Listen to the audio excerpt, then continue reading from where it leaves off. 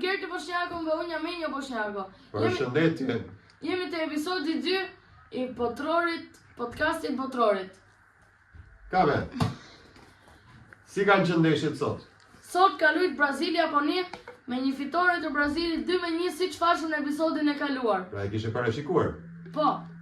Edhe ti e kishe parashikuar, më duket që do ishte me vështirësi, Japonia do e vende në vështirësi, por ama Brazili do të fitonte. Dhe vërtet rezultati ishte 2-1 në minutë 95 bën gol Gabriel Martinelli. Po çfarë ndodh kështu më Enjo? Ne sa presim shtesat me shpresim ose shojmë në një çik penalti, ai minutë 95 Po bra. bën golin.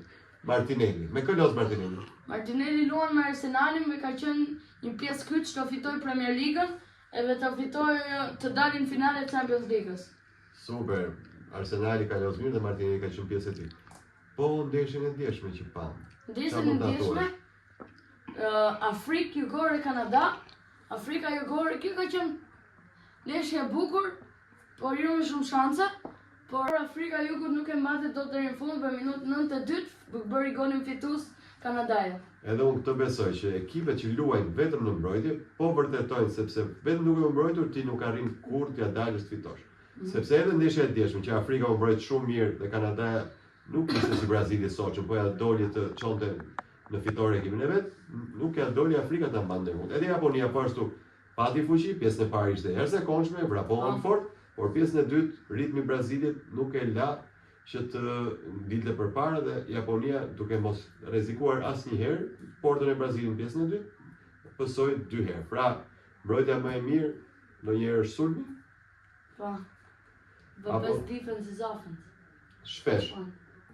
Si duket dy ndeshje është jashtë Afrika Jugut, pra një afrikane nga 10, ka 9 që janë kualifikuar, dhe iku jashtë edhe Japonia. Tash s'kemi surpriza. Po. Por në darkë sot kush luan? Sot luan Gjermani me Paraguay. Atëherë çfarë mund të presim sot? Ja, Gjermani dhe Paraguay. Unë sot shpresoj dhe besoj që Gjermania duhet ta dominojë këtë lojë dhe të fitojë me shumë gola. 3-1, 4-1. Si është formacioni? Do fusi prapë Sané? Sané nuk ka impresuar shumë në këtë botror, por në Ekuadorin ai e bëri golin. Po një gol. Edhe po e humbi me një shans të madh. Pra mendoj që për mua nuk duhet ta luaj Sanen, mund të luaj një lojtar më kreativ ose më të saktë. Edhe po. Një lojtar që luet më shumë për ekipin. Po, se Sané nuk e provon. Nuk pason maksimumin. Nuk jep maksimum. Po nuk jep maksimum. Po Undav, çfarë mendon për Undav? Do e fusin formacion të para apo prapë rezerva fituese? Prapë mendoj që do e luaj rezerva fituese. Do e fusin nga minuta 50-60? Po. Megjithatë ne shpresojmë që Gjermania mos të lërë në minutë 60-70 0-0 apo 1-1, por të fillojë që pjesën e parë dhe të bëj pam 2-3 gola dhe të shohim një Edhe Undavi të bëjë një tjetër. Undavi të japi atë të fundit. Po. Me golashënuesit si jemi? Ka ndryshuar diçka nga lista? Ja. Jo, se për shembull të bënte gol Vinicius Junior, ai do dilej i dyti, po siç e pam shënoi Casemiro edhe Martinelli. Vini bëri një gjë të bukur këtë ndeshje? Vini bëri një driblim të shumë të bukur, por bëri një pritje shumë mirë portieri Japonisë Suzuki. Pati ndonjë lojtar që shkëlqeu nga ndeshja sotme apo ishte merite e Ancelotit fitore? Për mua më pëlqeu Brazili që deri në minutën e fundit nuk u dorëzuan, e donin fitoren, nuk donin të shkonin në shtesë edhe e morën. Po ylli i Brazilit, ylli i fjetur i Brazilit, Neymar.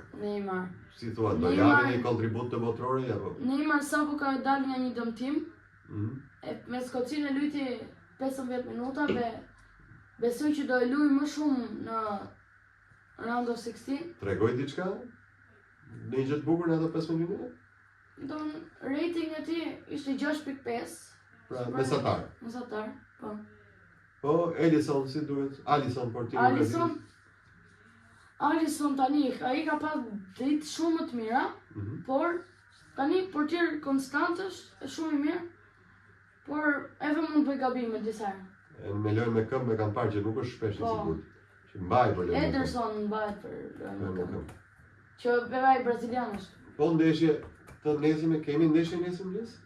Nesër mëngjes kemi që ne me siguri mund ta shohim, por mbaseve jo. Por ju që jeni në Amerikë mase mund ta shihni. Po ne që jemi në Shqipëri na bien çfarë na bien? Na bien në 3 mëngjesit 3 Holland Marok. mëngjesit o vlla. Holland Marok. Po. Come on. Ba! Është ndeshje për të parë. Siç ishte Brazil Marok, shëndetën dhe e pam. Po. Edhe kanë 3 mëngjes. Si do flen gjumë për Gjermaninë dhe shohim Holland Marok? Ja. Po si do shohim dhe Gjermani Paraguay edhe Holland Marok. Po. Pastaj në ora 5 kush është? Pa tjetër? Jo, pastaj janë në orën 7 të darkës. Të darkës, po. Bregu fildisht me Norvegjin. Të dyja shtetet quhen Macezes, Macezes do me thënë. që janë një ekip jo aq i njohur që do kaloj shumë. Ja do jetë surprizat botrorit. Po. Për Norvegjin vallai presim shumë prej Norvegjisë. Edhe bregu fildisht në grupe ka qenë shumë mirë. Unë mendoj që të dyja janë ekipe që kanë një lloj. Bregu fildisht ka eksperiencë në botor. Norvegjia nuk ka shumë eksperiencë, por Norvegjia ka një si formacion kombëtar, zakonisht para përgatitën dhe çdo 15 apo 20 vjet krijojnë një grup shumë mirë, investojnë te ai grup dhe krijojnë një grup fantastik i cili shkon ecën përpara në botror, që ka lojë grupi. Dhe kishte një 2 botrorë që nuk ishte prezente në Norvegji, ndoshta besoj tani ka ardhur momenti bashkë me Highland dhe me yjet e tjerë, ajo të japi maksimumin e vet dhe të marrin sa më shumë nga botrori. Shkon për një parashikim, Gjermani Paraguay, tinte me shumë gola. Paraguay pas 3-1 ose 4-1 për 3-1 ose 4-1. Po për Holland Marok, Holland Marok, them që është e fortë. super sfidë. Unë mendoj që do dali 3-2 për holandezët. Po kujton Holanda me Brazilin ka bërë gjithmonë ndeshje të bukura, po edhe Maroku këtë kampionat është tamam Edhe si kampionatin e Brazili. kaluar, Brazili afrikan. Brazili afrikan shumë i bukur. Po të presim atë. Kemi vënë një ndeshje të bukur nesër. Francë-Suedi tregon një ekip shumë të mirë të Francës me lojtarë si Mbappé, Olise, Dembele, Doué, Cherki dhe shumë të tjerë. Franca është ekipi me më shumë kualitet në këtë botror. Me talent, po. Atëherë, do të mirëpresim dhe ne do të takojmë prapë me para Francës, besoj. A jeni ju, do na ndiqni edhe nesër? Besoj që po. Episodi i parë pati një 100 views kanë përshtypjen. Po 70-80 atje. Po, do këtë vajt 100 tani. Tani ju lutemi të gjithëve. Na ndiqni në episodin e dytë, na ndiqni në episodin e tretë, do jetë një botror shumë i bukur, jetë a vdekje, çdo ndeshje dhe ne besojmë sot dim që ka është kualifikuar Kanadaja dhe është kualifikuar Brazili. Doja të bëja edhe një lajm. Për ca episode, unë nuk doj me babin, sepse do iki në Tiranë ai. Ideja është që podcasti quhet me Enjo, ndonjëherë vjen babi, ndonjëherë nuk vjen babi. Unë ta bëj me motrën, më thënë. Pse jo, motrën e kemi regjizore dhe përshëndesim, është brava kamerës. Përshëndetje Bora. Përshëndetje. Ajo është artiste, do ta bëjmë regjizore. Do bëjmë një super podcast me familjen tonë. Po.